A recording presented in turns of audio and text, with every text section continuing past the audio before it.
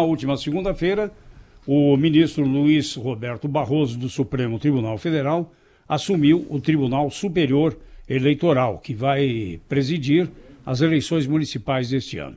Mas a minha primeira pergunta ao ministro Barroso, com o agradecimento por atender a Bandeirantes, é sobre esse clima beligerante que foi criado com a determinação do ministro Alexandre de Moraes de apurar fake news, principalmente as ofensas contra o Supremo Tribunal Federal. Como é que o senhor entende essas investigações determinadas pelo Supremo? Elas se justificam ou o Supremo, como outros poderes da República, não está infenso também a críticas, ministro? Bom dia. Muito bom dia a todos, um prazer estar com vocês e falar aos seus ouvintes. Pois então, esse tema das fake news, ele se tornou um grande problema, porque as fake news vêm produzindo uma degradação na democracia. O que são as fake news? São campanhas de desinformação deliberadamente veiculadas nas redes sociais, campanhas de difamação, de ódio, que de fato comprometem o processo democrático e estão preocupando a todos, inclusive ao Supremo Tribunal Federal e particularmente a mim, que sou presidente do Tribunal Superior Eleitoral. De modo que, em primeiro lugar, há um problema de fake news e da necessidade de enfrentá-las e de reprimi-las com os instrumentos disponíveis. Esse é um ponto. O outro ponto é que tensões entre o Poder Executivo, o Poder Legislativo e o Poder Judiciário, elas são relativamente normais numa democracia. Se você olhar para os Estados Unidos nesse momento, a Suprema Corte vai decidir se o presidente Trump tem ou não que colocar à disposição das autoridades a sua declaração de renda e as suas informações financeiras. Também houve atos dele sobre imigração que foram derrubados pelo Judiciário. Portanto, num sistema democrático em que há freios e contrapesos e controle de um poder pelo outro, sempre existem tensões. E numa democracia madura, essas tensões são absorvidas institucionalmente. Nesse caso específico a que você se refere, há um recurso do governo, um habeas corpus, que entrou ontem à noite, eu nem vi ainda, para ser sincero, e ele vai ser decidido pela via normal. Eu acho que há às vezes, uma exacerbação artificial dessas tensões. Ministro, muito bom dia. Aqui é Cláudio Humberto. Eu queria, muito bem-vindo ao nosso programa, é uma honra mesmo para nós tê-lo aqui. Tem que falar, Cláudio. Tudo bem? Eu queria saber, ministro, por favor, ainda sobre esse assunto, é o seguinte.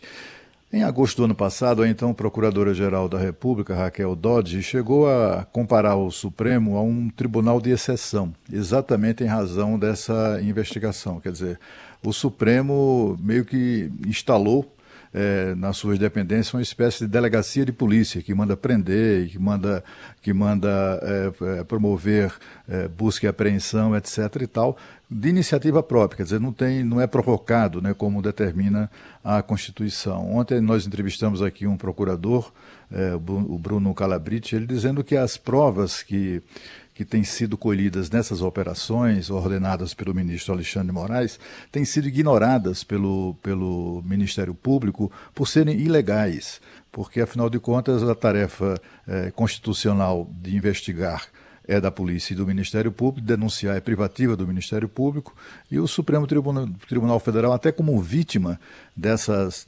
alegadas ofensas, etc., não poderia também investigar até pela condição de vítima. Enfim, eu queria saber isso.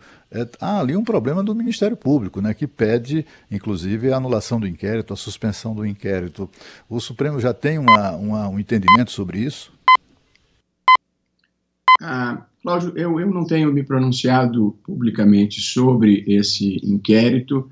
Ele é conduzido por um colega, foi instaurado por determinação do presidente, e eu não sou juiz das decisões nem das ações dos meus colegas. Se em algum momento essa matéria vier ao plenário, eu aí então vou me manifestar. Apenas lembrando que há dois problemas diferentes. Um é a regularidade procedimental, digamos assim, do inquérito. Outro é o fenômeno que ele visa a investigar, que são tanto as fake news quanto os ataques destrutivos, sobretudo as ameaças à integridade física e à vida dos ministros. Portanto, a discussão procedimental sobre o modo como foi instaurado e como está sendo processado o inquérito não inibe o fato de que existem milícias digitais, terroristas morais, que comprometem a democracia e nós precisamos ser capazes de enfrentá-lo. Na verdade, o que nós estamos precisando é imprensa, um pouco o que nós estamos fazendo aqui, o que vocês estão fazendo, imprensa profissional, que se mova por um código de ética própria, que saiba separar fato de opinião, que não divulgue deliberadamente informações mentirosas, de modo que nós vivemos um momento delicado para a democracia, porque a democracia vive da liberdade de expressão, do direito de informação e da capacidade de comunicação das pessoas. Se você corrompe isso com robôs, impulsionamentos ilegais, empresas e pessoas financiando comportamentos destrutivos da imagem, da moral das pessoas, impedindo um debate público honesto, liso e de qualidade, isso também é um problema. De modo que a discussão sobre o inquérito em si não deve inibir a percepção de que nós estamos diante de criminosos importantes. O ministro Luiz Roberto Barroso, ministro do Supremo, presidente do TSE, ao vivo conosco na Rádio Bandeirantes e também na Band News TV. Eu queria perguntar para o senhor o seguinte, ministro, ainda a respeito desse clima tenso que a gente vive, às vezes com ânimos também acirrados, né? Ontem o deputado Eduardo Bolsonaro disse que, na opinião dele, não é mais uma opinião de se, mas de quando ocorrerá o momento de ruptura. O senhor vê risco de algum tipo de ruptura institucional no nosso país nesse momento, ministro? Olha, veja, eu não sou comentarista político, Thaís, para me manifestar a cada novo fato do dia. Esse é um trabalho para o jornalismo e para os comentaristas políticos. Numa democracia, as pessoas têm liberdade de expressão e falam o que lhes apraz. E eu não sou censor privado nem público do que as pessoas pensam, dizem ou desejam. O que eu vejo são as instituições funcionando. O Congresso Nacional tem deliberado, tem aprovado legislação, tem ratificado medidas do governo, tem derrubado medidas do governo. O Supremo tem mantido inúmeras medidas provisórias, tem derrubado algumas outras, como é do seu papel. As decisões têm sido cumpridas. Eu não vejo uma crise institucional, a menos que alguém queira artificialmente criar essa crise. Quer dizer, nós temos um problema de uma imensa pandemia, uma grande quantidade de pessoas morrendo, uma certa descoordenação em muitos momentos. Quer dizer, vamos supor que haja uma queixa fundada, razoável, contra a minha decisão que impediu que se mandassem as 34 famílias de venezuelanos com idosos, mulheres e crianças a pé, porque não tinha nem avião, nem transporte, de volta para a Venezuela. Vamos supor que essa fosse uma decisão equivocada. Vamos supor que a decisão do ministro Alexandre de Moraes quanto à nomeação do diretor-geral da Polícia Federal fosse uma decisão equivocada. Só para argumentar. É esse o problema do Brasil? São essas as dificuldades que o país está atravessando? A mim me parece que não. Portanto, nós temos que ter um projeto uma maneira adequada de enfrentar a pandemia, precisamos de projetos adequados para a educação, precisamos de projetos adequados para o emprego, para salvar as empresas. Portanto, não são decisões pontuais do Supremo que desagradaram o governo. O Supremo não está interferindo demais, não, ministro? O senhor mesmo falou agora aí dos venezuelanos, mas o Supremo teve uma decisão contrária no caso do ativista italiano Cesare Battisti, deixou nas mãos do presidente a decisão de extraditá-lo ou não, e ele não foi. Certo. É fato.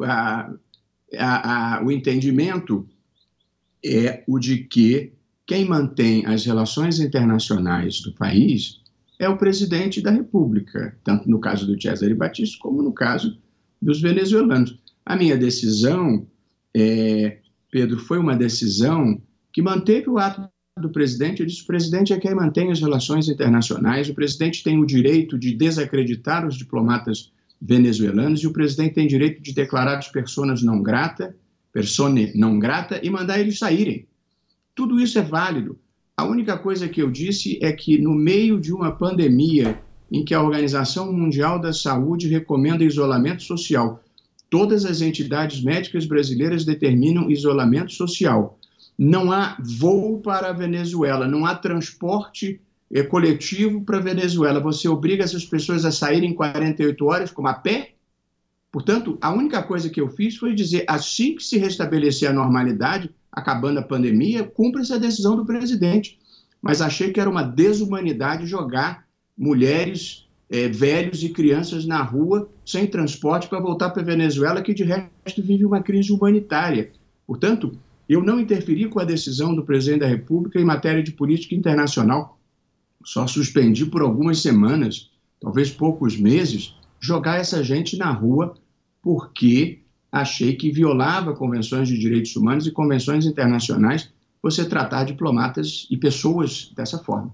Ministro Luiz Roberto Barroso está conversando conosco hoje aqui no Jornal Gente da Rádio Bandeirantes. Aqui é o Pedro Campos. Eu queria perguntar para o senhor, ministro, sobre o adiamento das eleições de 2020. Em outubro desse ano, por determinação expressa na Constituição Federal, nós temos lá fixada a data, primeiro o domingo de outubro, para a realização do pleito. O senhor está assumindo agora o TSE.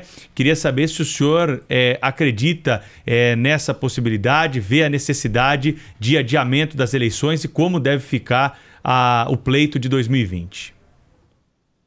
Ufa, Pedro, obrigado, viu? Agora chegamos na minha praia mesmo, que é do presidente do Tribunal Superior Eleitoral. Nós temos, de fato, um problema, Pedro, que eu acho que nós não podemos fechar os olhos. Há uma pandemia, infelizmente a curva da doença no Brasil ainda é ascendente, e enquanto a curva for ascendente, nós temos muita dificuldade de programar o futuro, porque a recomendação vai continuar a ser o isolamento social. De modo, Pedro, que se nós chegarmos em meados de junho com a curva da doença ainda ascendente, acho que a perspectiva de adiamento das eleições passa a ser real.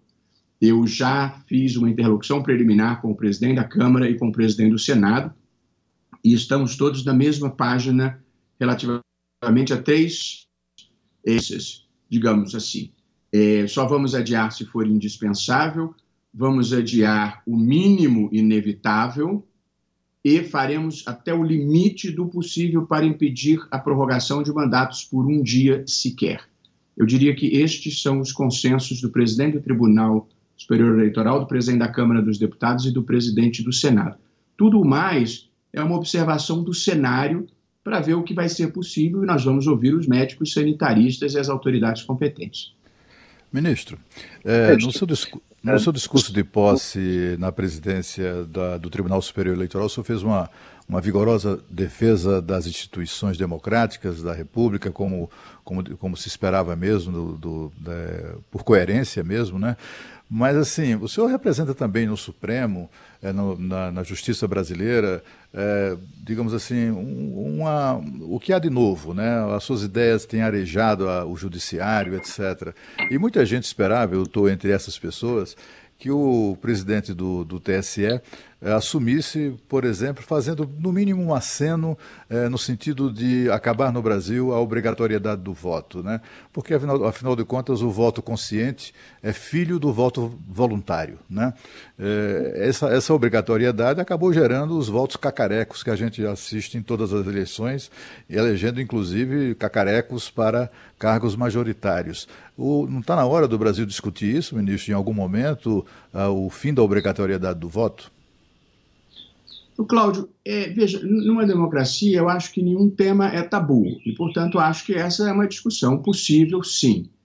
Eu vou te ser muito sincero, eu acho que no mundo ideal o voto deveria ser facultativo.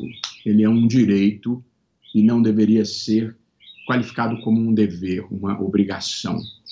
Mas nós temos uma democracia ainda relativamente jovem, a Constituição Brasileira é de 1988. Existe um conceito que eles usam nos Estados Unidos que se chama nudge, N-U-D-G-E, que existem certas coisas na vida em que você ainda precisa de um empurrãozinho para que elas caminhem na direção certa. Eu tenho muito medo de que o voto facultativo e uma abstenção muito relevante possa deslegitimar a democracia no Brasil. De modo que eu diria que neste momento brasileiro, com o nível de conscientização que nós ainda temos, eu acho que o voto obrigatório ainda tem um papel a desempenhar. Acho que não deve ser para sempre, mas ainda tem um papel a desempenhar. No meu discurso, inclusive, eu anunciei e pretendo fazer uma campanha pelo voto consciente. Acho que nós temos que incentivar as pessoas a pesquisarem sobre os candidatos, se prepararem para votar, como se preparam para um momento importante, devem guardar o nome do seu candidato e prestar atenção no que eles fazem. Assim é a democracia. Eu colocaria, Cláudio, mais energia na mudança do sistema eleitoral para um sistema mais barato e de mais representatividade do que propriamente em acabar com a obrigatoriedade do voto. Eu entendo o seu argumento, acho que ele é válido, legítimo, e eu espero que em algum lugar do futuro ele prevaleça. Mas neste momento exato, eu acho que talvez não seja o ideal para o Brasil ainda. Quero agradecer ao ministro do Supremo Tribunal Federal e presidente do Tribunal Superior Eleitoral, Luiz Roberto Barroso, que conversou conosco ao vivo nessa manhã aqui na Rádio Bandeirantes. Obrigado pela entrevista, ministro. Até uma próxima.